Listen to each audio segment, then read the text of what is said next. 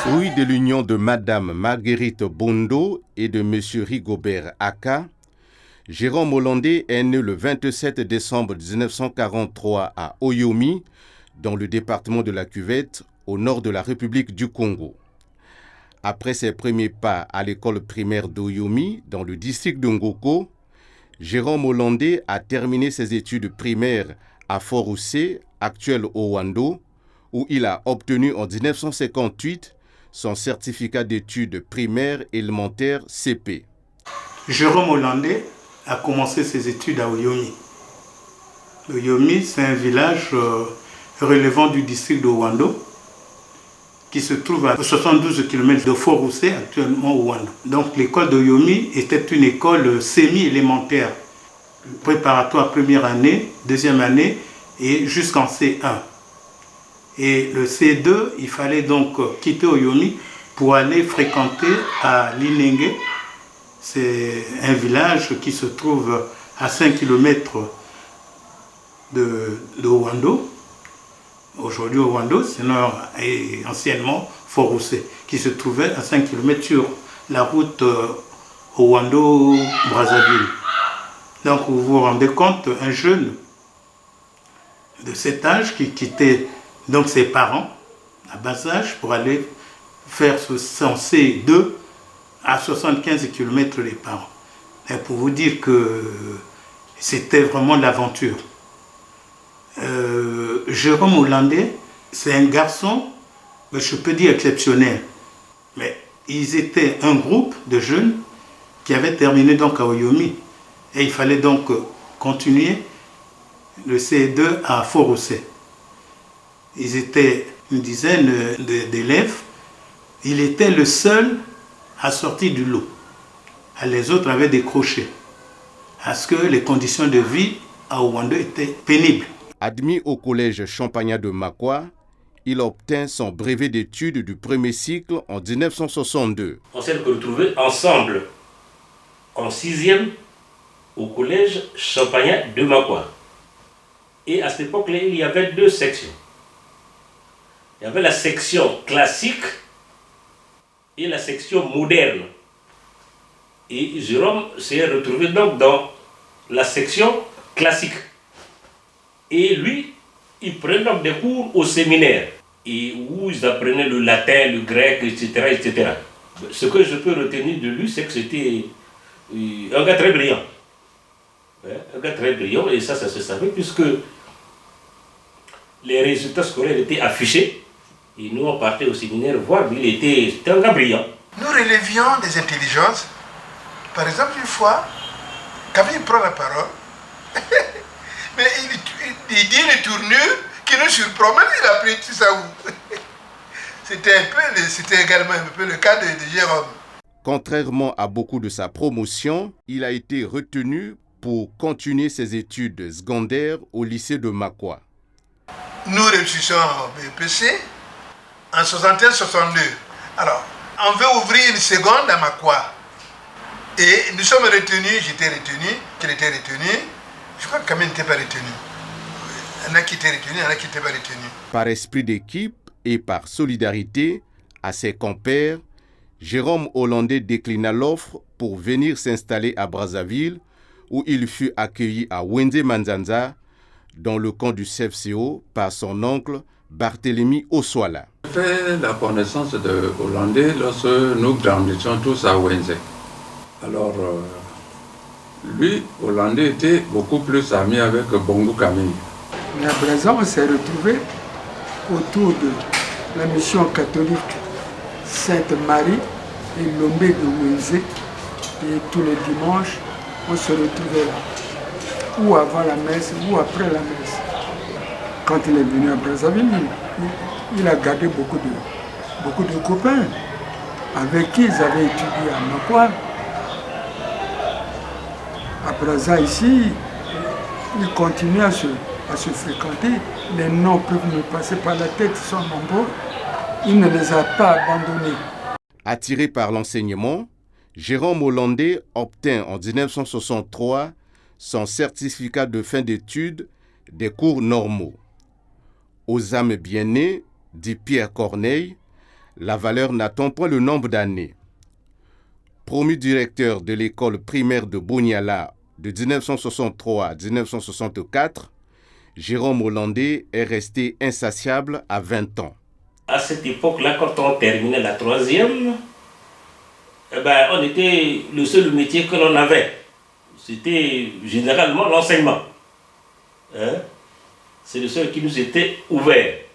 Et si bien que très jeune, 19 ans, 20 ans, on s'est retrouvé dans l'enseignement. Et lui, nous dépendant du diocèse de Fort-Rousset, en principe, les gens qui viennent du diocèse de Fort-Rousset devaient retourner dans le diocèse de Fort-Rousset. C'est ainsi qu'il avait été affecté à Boniala. Et Boniala, c'est un petit village du district de Moussaka, je crois. Où il enseignait là-bas, et c'était une petite école.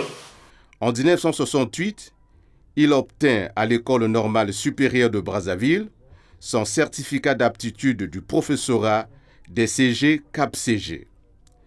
Marié à Julienne Osombi le 11 juin 1968 à la commune de Wenzé, il aura 7 enfants.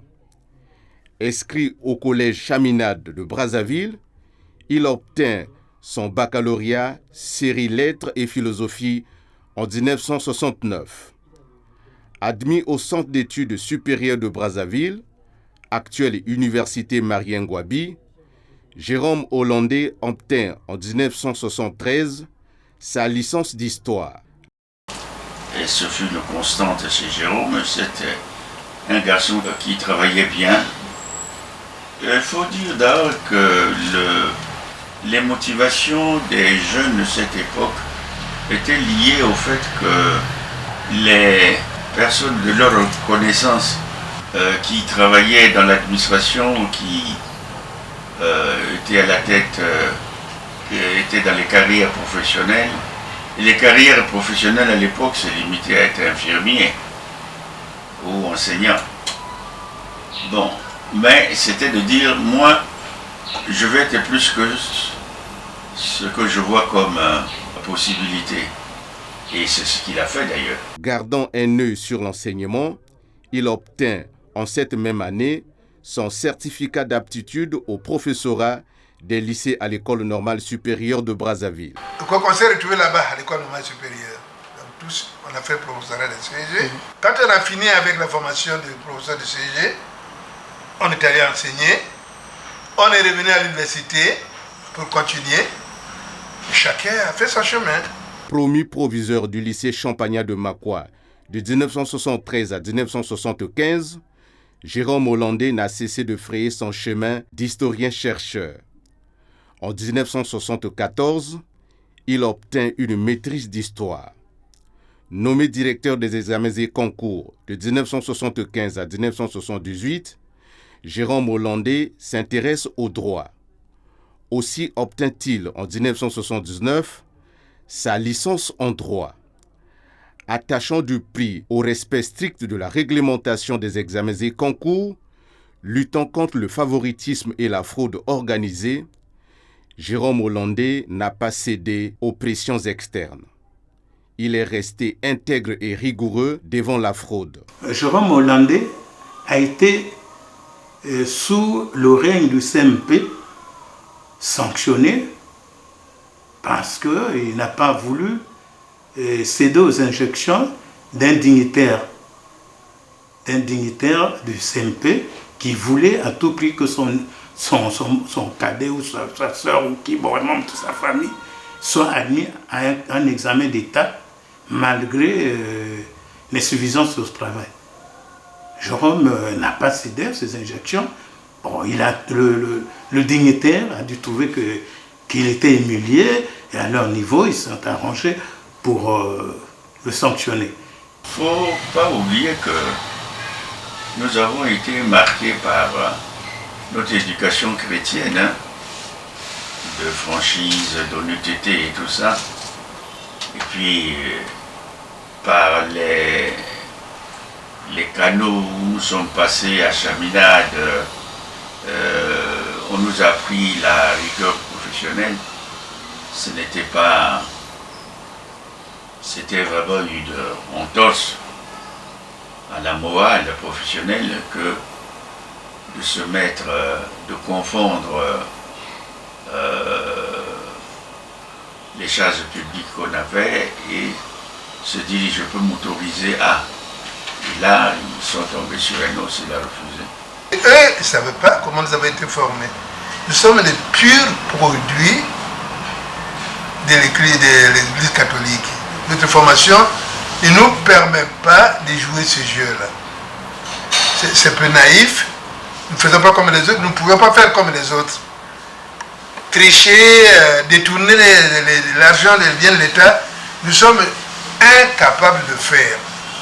Nous sommes simplement incapables de faire. Et ça, ils ne pouvaient pas accéder à de telles demandes. Ils ne pouvaient vraiment pas.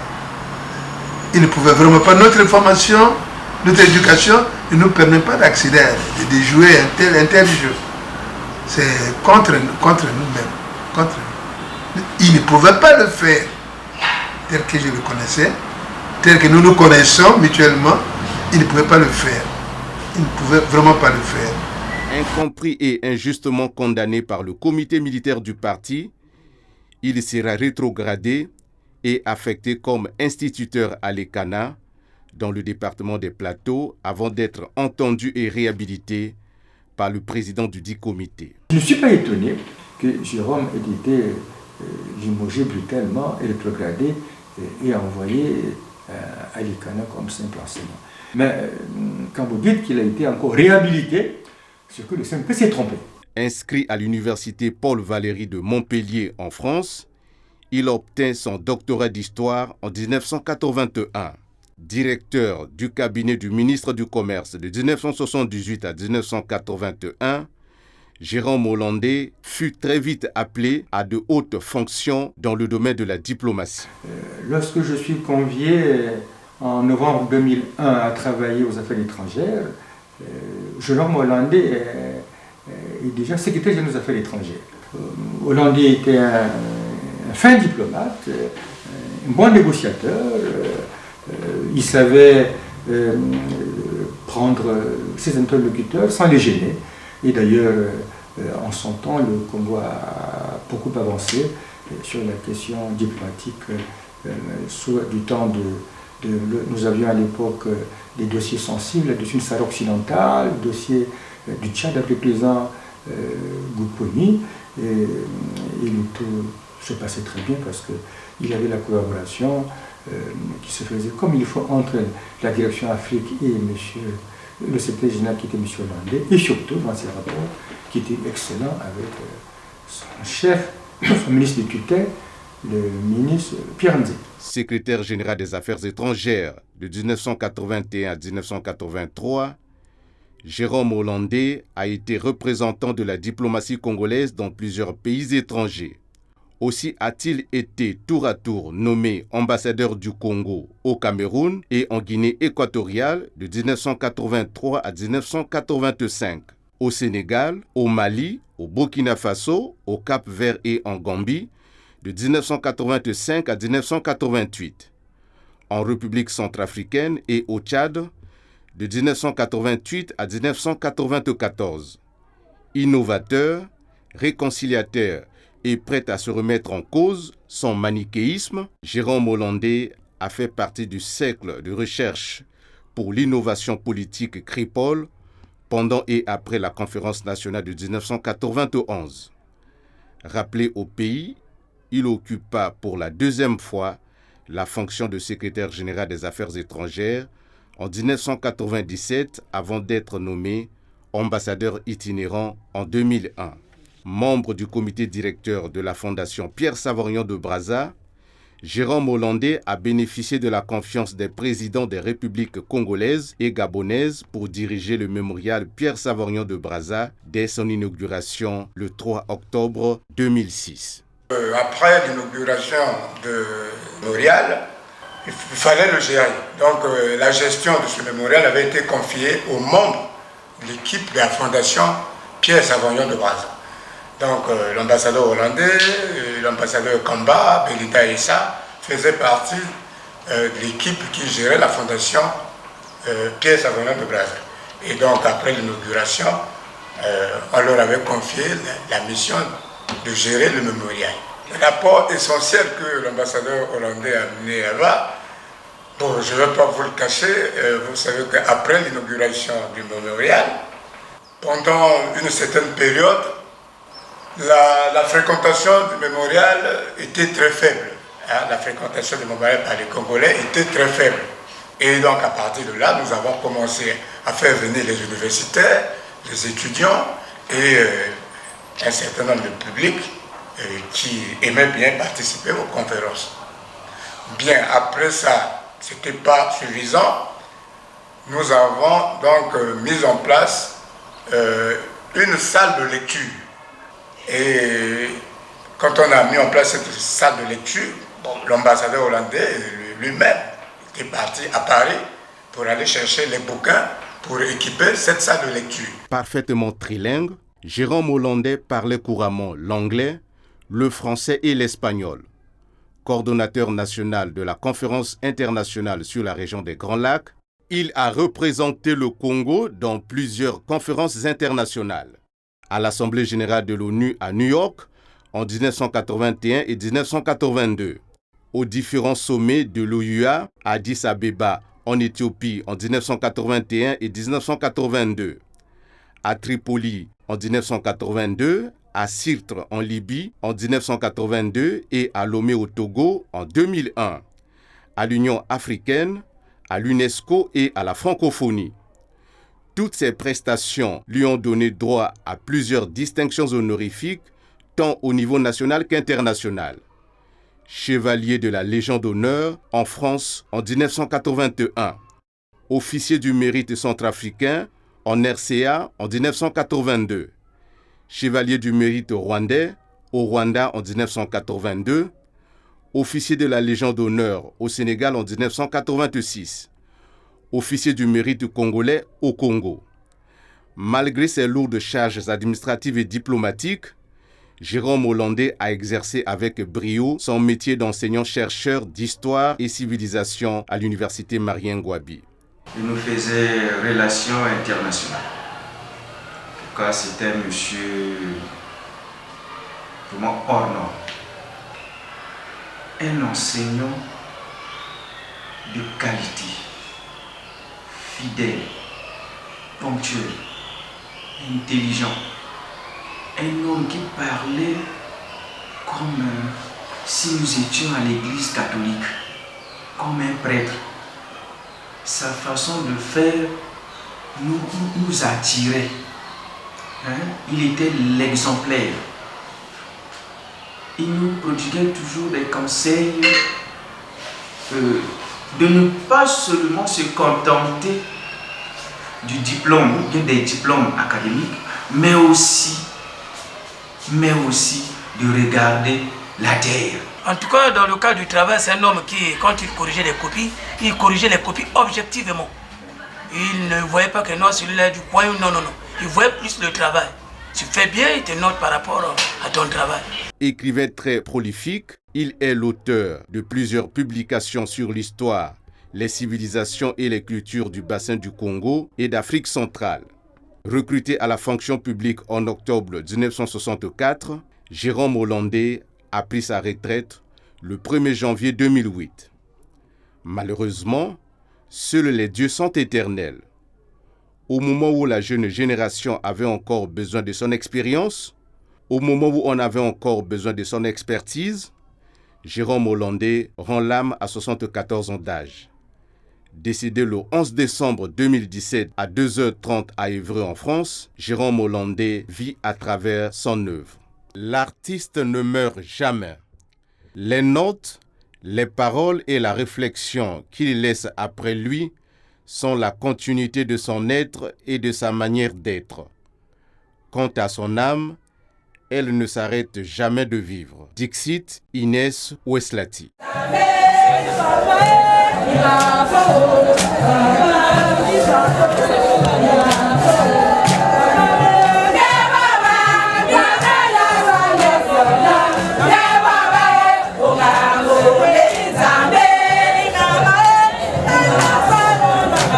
Thank you.